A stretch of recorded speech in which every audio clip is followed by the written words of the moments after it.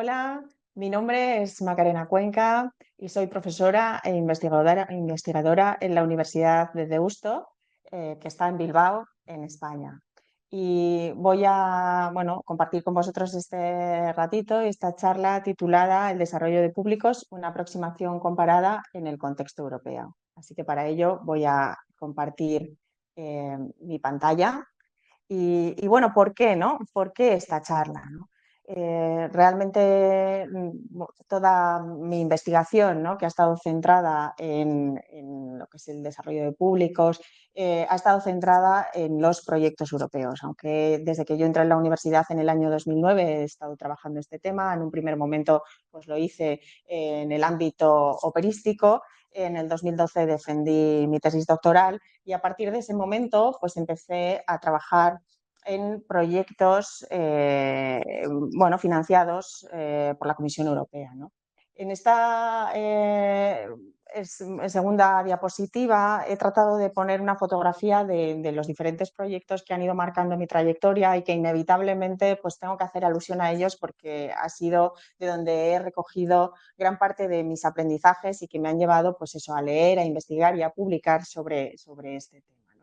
Veis aquí un montón de proyectos, ¿no? Y de ellos pues, me gustaría resaltar especialmente tres que han ido marcando pues, nuestra forma de hacer y la trayectoria, que son pues, Adeste, Connect y Adeste Plus, ¿no?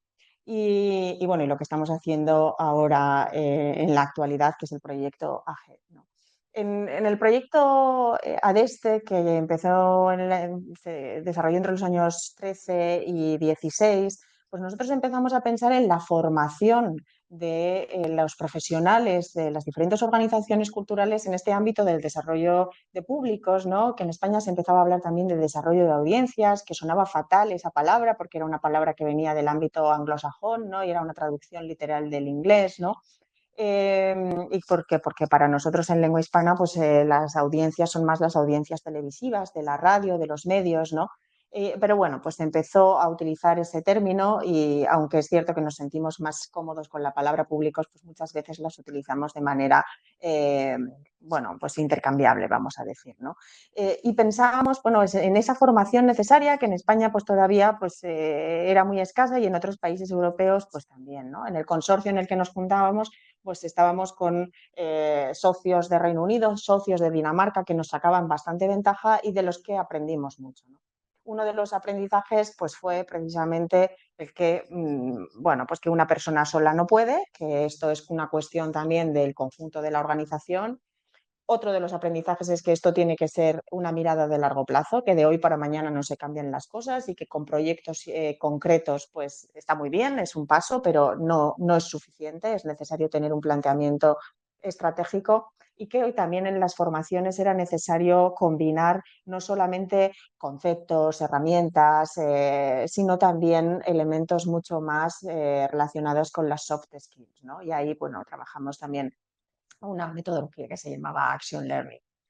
En el proyecto Connect le dimos la vuelta a la formación o dimos un pasito más y es que pensamos que la academia tenía mucho que decir en esto, ¿no? Y de hecho, en España, no en todos los países, pero en España y en Polonia sí que conseguimos hacer unos programas que tuvieran un poco más de estructura más formal, ¿no? Y como veis aquí en la diapositiva, nosotros lanzamos un posgrado que no era un máster, pero era un programa experto en estrategia de públicos, ¿no? que se desarrolló durante algunas ediciones, pero que, pues la verdad que lamentablemente a raíz de la pandemia al final lo tuvimos que discontinuar, ¿no?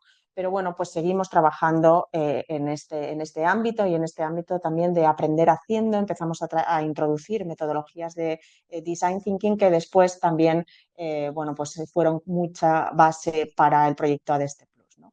Y en Adeste Plus nos centramos en la organización en su conjunto y en el trabajo de los diferentes departamentos, ¿no? Y el cómo hacer, cómo realmente poner al público en el centro de la organización, en el centro de las decisiones y cómo hacer que las cosas pasen, que a veces es muy fácil hacer un plan y poner las cosas en un papel, pero luego ya es otra cosa diferente el hecho de llevarlo a la práctica, ¿no?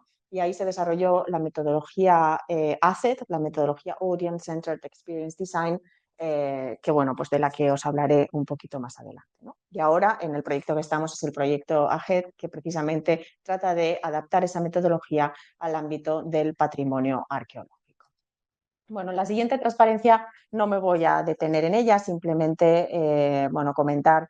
Estos han sido algunos de nuestros compañeros de viaje. Hemos aprendido mucho de ellos, tanto de organizaciones especializadas en públicos como de organizaciones culturales, de teatros, de museos, de centros culturales, de redes, como también bueno, pues de otras organizaciones y de otras universidades, ¿no? Con los que hemos aprendido, ¿no?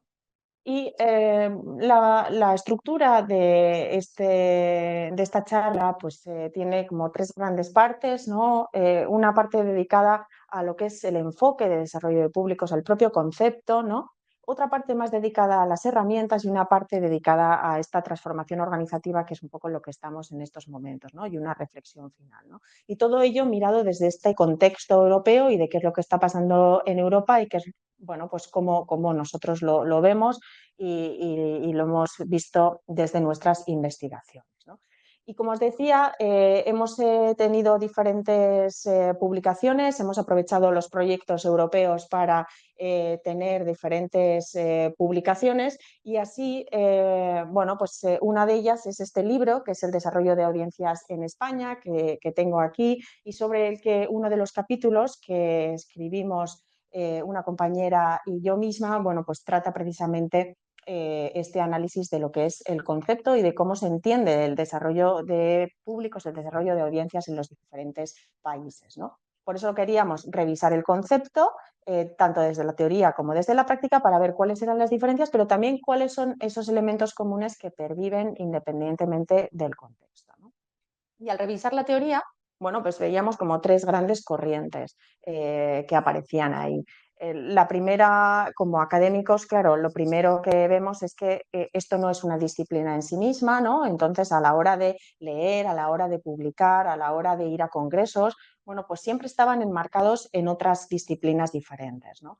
Y así, pues estas tres grandes pues patas, vamos a decir, o pilares, muchas veces también interconectados, no son enfoques contradictorios, pero sí que es cierto que, bueno, pues que a veces marcan, ¿no? Que hay países, que hay organizaciones que tienen un enfoque más predominante que otro, ¿no?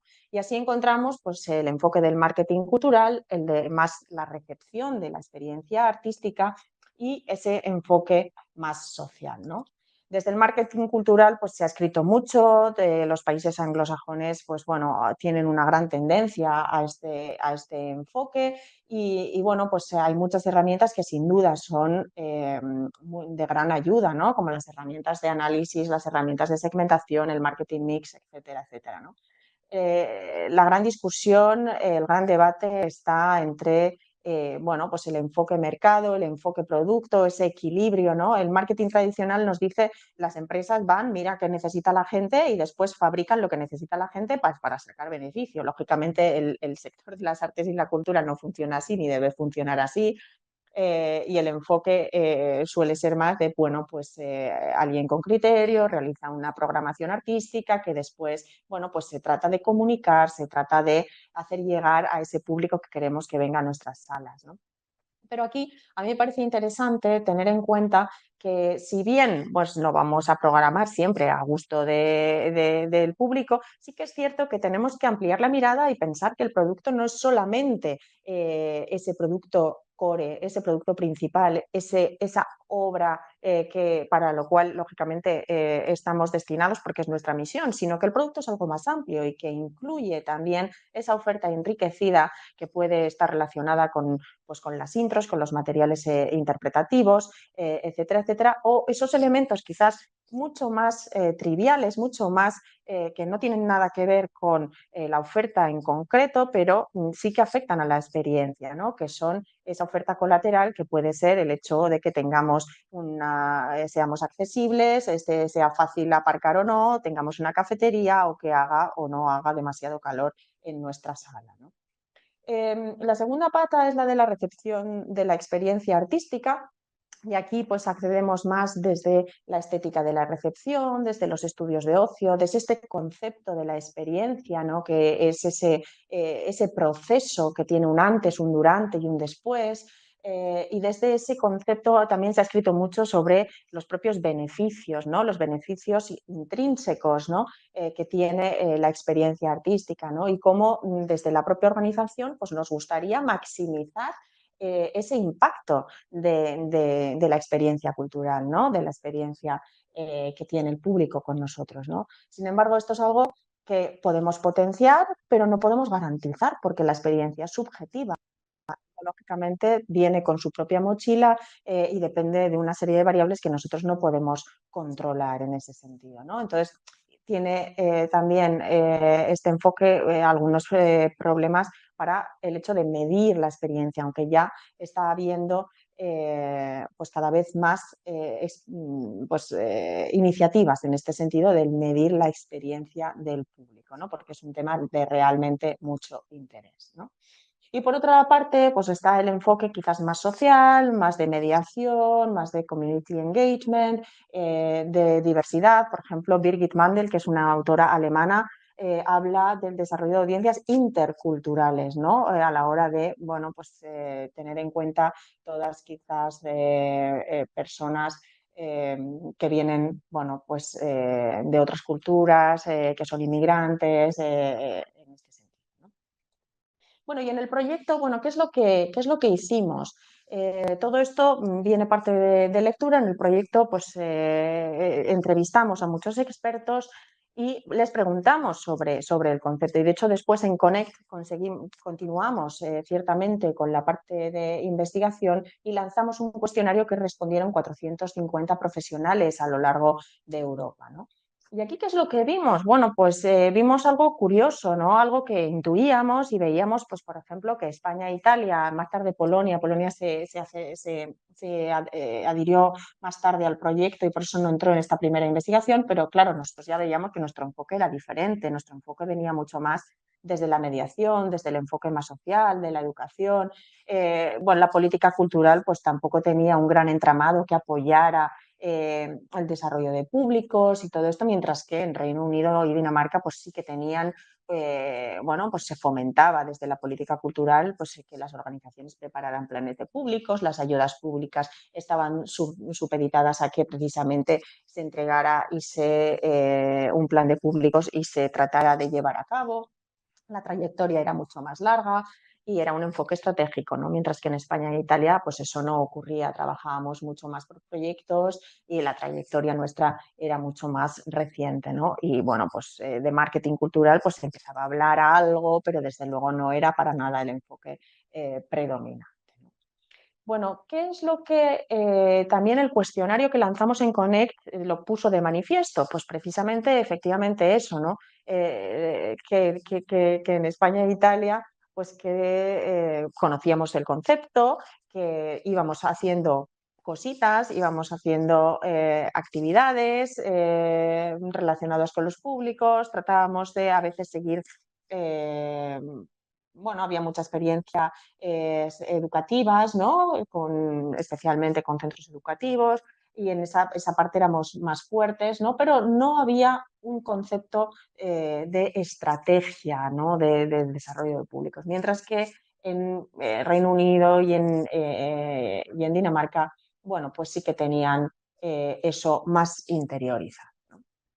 Y con esto nos ayuda a ir a la siguiente parte, que es la parte más de las herramientas, ¿no? Es decir, bien, hemos hablado de lo que entendemos unos y otros por desarrollo de públicos, hemos entendido también la trayectoria que traemos, el enfoque, la mirada con la que venimos, ¿no? Pero ¿y ahora cómo hacemos las cosas, ¿no? ¿Cuáles son esas herramientas, ¿no?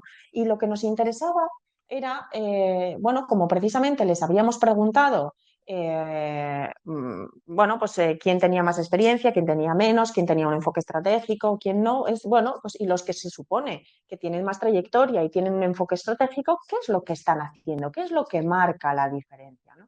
Bueno, y eso lo tenemos publicado en esta guía, que donde hicimos también un esfuerzo bastante importante por, bueno, pues ser lo menos académicos posibles, ¿no? Y de plantear una guía para implantar un enfoque de desarrollo de públicos en las organizaciones, ¿no? Y que está disponible online y que en la presentación podréis tener acceso al link. Bueno, pues aquí lo que nos planteábamos es, partiendo de estas 4 categorías, ¿no? El no tengo ni idea, bueno, sé más o menos de qué me estás hablando, o bueno, sí, tengo claro lo que es, pero mi enfoque es un poco más por proyectos, o tengo claro lo que es y además tengo un enfoque a largo plazo. Bueno, vamos a ver qué es lo que hacen, ¿no? Y qué es cuál es esa diferencia que, bueno, pues que quizás si queremos ir a un nivel superior, pues en lo que nos tendríamos que enfocar, ¿no? Y aquí lo que vimos, bueno, os voy a presentar brevemente lo que es la batería de herramientas. Toda esta batería pues, fue también objeto de mucha discusión en el proyecto hasta que llegamos a toda, bueno, pues la lista de las 16 herramientas que se plantearon en el cuestionario, ¿no? Y que después, bueno, ya la agrupación que os voy a presentar es una agrupación posterior que se hace a partir del análisis de los datos, ¿no?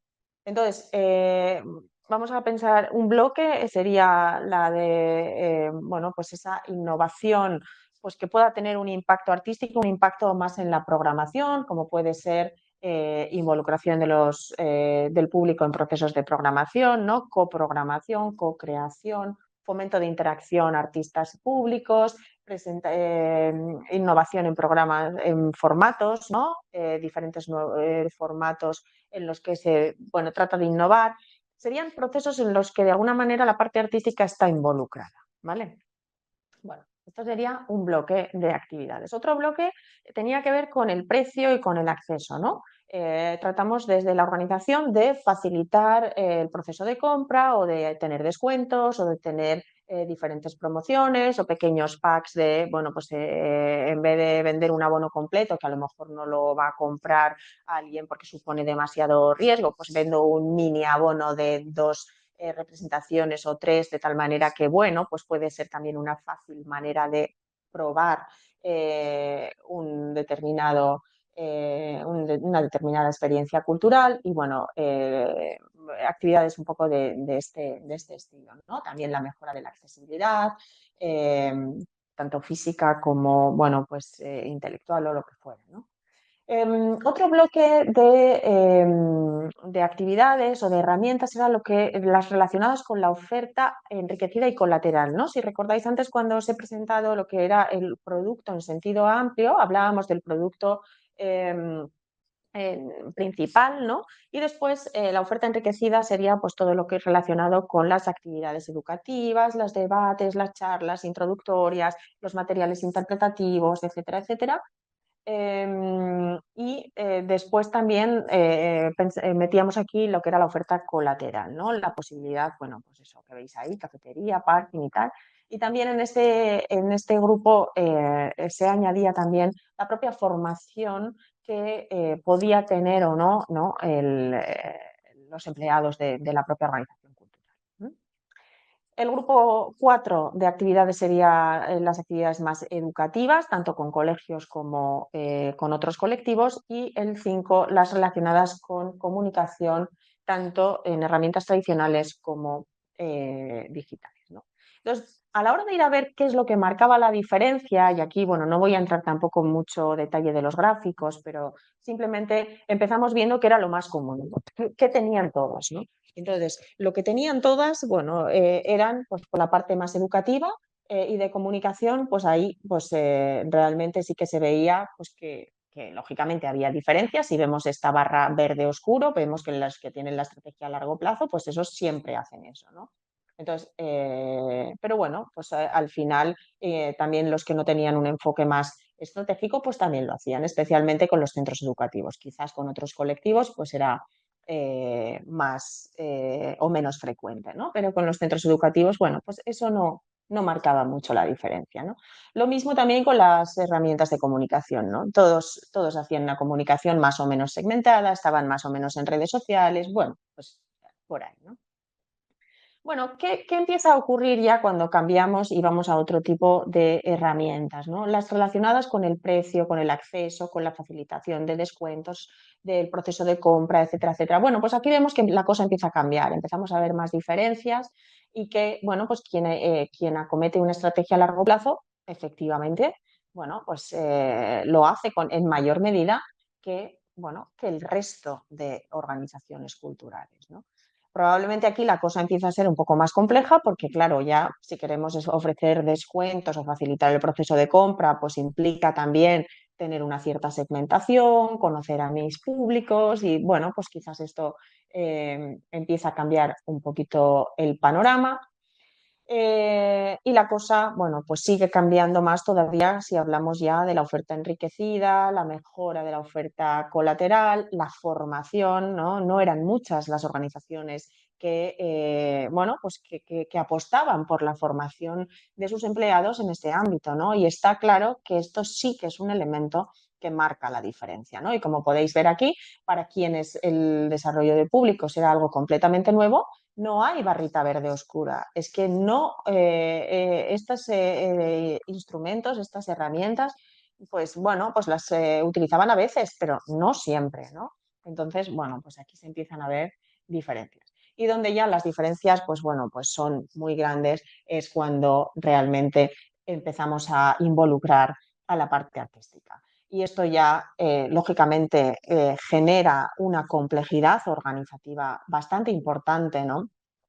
Porque también implica trabajar de una manera diferente. Y implica, bueno, pues trabajar la parte artística y la parte más de gestión de una forma muy coordinada desde el principio, ¿no? Cuando muchas veces en las organizaciones estamos acostumbrados a trabajar en línea, es decir, primero pensamos lo que vamos a programar, programamos y luego, bueno, pues ya vendrán otros y lo comunicarán, ya vendrán otros y harán los materiales y ya conectarán con el público y ya. Y esto supone trabajar de otra manera. Supone desde el principio trabajar en equipo y desarrollar juntos, bueno, pues innovar juntos, de manera que pues efectivamente se produzca este impacto, ¿no? Y aquí, pues solo las organizaciones más avanzadas, solo aquellas organizaciones que trabajan con esa mirada de largo plazo, eh, son las que, bueno, pues hemos visto que efectivamente han hecho más cosas en la parte de innovación y de desarrollar nuevos formatos y de trabajar de forma más integrada.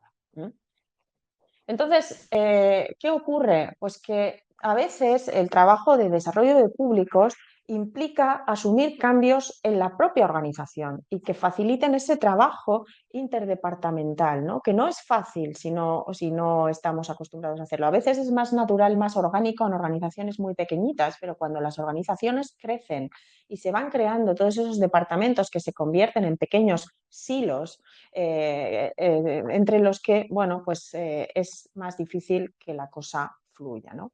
Y esto es lo que nos lleva a, bueno, pues esa metodología que comentaba en un primer momento, que se desarrolló en Adeste Plus y que tiene que ver con esa transformación organizativa, con esa forma diferente de trabajar, ¿no? La voy a presentar muy, muy por encima, porque bueno, pues no es el objeto de la charla de hoy el entrar en el detalle, pero sí me interesa mencionarla porque me parece que es una de las claves también del futuro, ¿no? Lo que veis aquí bueno, pues un pantallazo de lo que es el documento. Tengo aquí el documento que además se tradujo a diferentes idiomas. Se lanzó primero en inglés y lo tenemos también en español, ¿no? Y una de las, bueno, pues de lo que decíamos en Adeste Plus es que desarrollar públicos no es solo desarrollar públicos, sino que es mucho más, es también supone desarrollar la propia organización cultural, ¿no? Y supone, bueno, pues eso, avanzar y hacia un trabajo de forma diferente, mucho más colaborativo, mucho más orgánico, mucho más integrado, ¿no?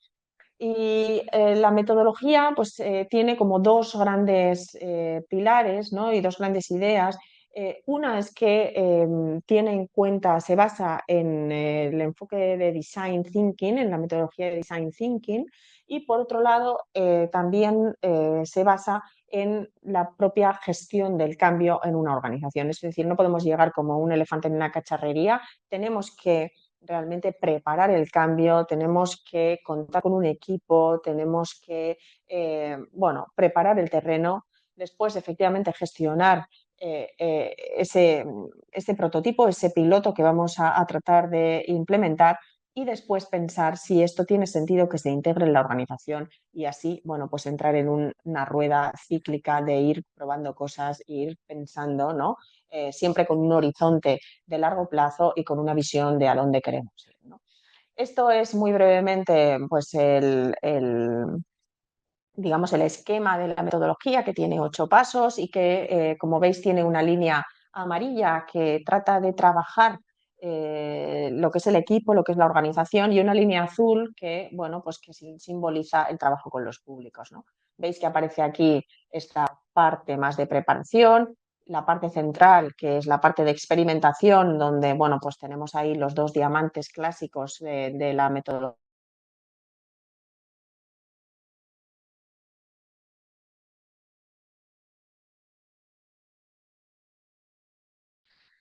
Bueno, y en la parte central, la parte de experimentación, ahí tenemos los 2 diamantes típicos del design thinking. En ese primero, donde debemos llegar a ese, pues ese reto sobre el que construir el prototipo, pues inevitablemente es importante, como veis ahí en el paso 3, empatizar, ¿no? Esa empatía con el público. Es necesario realmente salir a la calle y tener un contacto directo con lo que son las necesidades. Y después, bueno, pues ya una vez celebrado o implementado ese prototipo, pues tendremos que evaluar si realmente eso tiene sentido para que continúe y se incorpore y se enraíce, ¿no? De ahí ese símbolo que veis ahí, de esas raíces que parece, ¿no? Que se enraíce en la organización. Bueno, y ya llegando al final, simplemente unas pequeñas reflexiones, unos pequeños apuntes finales que me parece que tienen sentido, ¿no? Después de bueno, pues todas estas ideas que hemos ido repasando, ¿no? Creo que el enfoque de desarrollo de públicos es un enfoque multidisciplinar y que bebe de muy diversas fuentes y que es verdad que, bueno, pues que muchas veces venimos condicionados por nuestro contexto, por el país en el que estamos trabajando, por la ciudad, por el tipo de organización, que tenemos que estar abiertos también, bueno, pues a integrar diferentes miradas y que eso enriquece. A nivel organizativo es importante entender que el desarrollo de públicos no concierne a un único departamento, ¿no? No concierne únicamente a marketing, porque estamos pensando que efectivamente el desarrollo de públicos es marketing o desarrollo de públicos es educación. No, no es únicamente, es un esfuerzo estratégico del conjunto de la organización y creo que además también es importante entender que trabajamos en un ecosistema y que muchas veces, bueno, pues lo mismo que decíamos antes, ¿no? La política cultural de diferentes niveles, pues europea, estatal o la propia política cultural local influye, ¿no? Influye también el trabajo con otras organizaciones en las que nos podemos apoyar, ¿no? Porque el público no es solo nuestro público, el público muchas veces es omnívoro cultural y quien viene a ver una obra de teatro pues le gusta también ir a ver una exposición o ir a una representación operística y entonces ahí hay mucho en lo que podemos colaborar y de hecho, bueno, pues las alianzas, las redes, las colaboraciones con otros son sin duda también otro de los elementos clave para trabajar en esa dirección, ¿no? Esto tiene implicaciones en las organizaciones, por eso pues no es bueno trabajar con el público en último lugar, programar y luego ya veremos cómo comunicamos, cómo educamos, cómo, sino trabajar desde el principio de forma integrada. Creo que es importante bueno, pues, considerar ese horizonte de largo plazo y también, lógicamente, pues, alinear recursos. Eso implica bueno, pues, el tener también el compromiso de las personas que lideran esa organización y que, bueno, pues que crean en este enfoque y que sienten también un poco, ¿no? O den la libertad para que se pueda trabajar de una manera mucho más colaborativa, ¿no? Y de una manera también pues, probando cosas que a veces lógicamente pues, pueden fallar, ¿no? Pero lo importante es siempre aprender y seguir, ¿no? Por otra parte, creo que también es interesante dejar claro que hay que establecer espacios, hay que guardar sitio para esa reflexión estratégica, para ese juntarnos, para ese estar, porque si no la inercia organizativa nos lleva a todo el rato estar resolviendo problemas y decisiones operativas del día a día, ¿no? Y nos convertimos prácticamente en bomberos y bomberas apagando fuegos continuamente y necesitamos a veces poner distancia, poner calma y reflexionar y que, bueno, pues que todo eso pues también requiere tiempo, ¿no? Y necesitamos esa forma más colaborativa, interdisciplinaria, interdepartamental, para ir entre todos, ¿no? Haciendo realidad este cambio, ¿no? Lo decía anteriormente y con esto pues ya quiero cerrar la importancia que tiene la formación, ¿no? Evidentemente, pues desde la universidad, pues a veces existen formaciones más regladas, pero la formación va más allá de eso. Es decir, la formación al final puede ser aprovechar de forma autodidacta una serie de charlas, ir a encuentros, traer gente de otras organizaciones, provocar el debate, provocar la curiosidad, etcétera, etcétera, ¿no? Pero siempre estando ahí, siempre intentando, bueno, pues continuar, porque realmente también es uno de los puntos clave en este tema. Y por mi parte, nada más. Muchísimas gracias por haberme brindado esta oportunidad de compartir este ratito con todos ustedes. Y os dejo aquí mi contacto, mi email y pues nada, hasta pronto.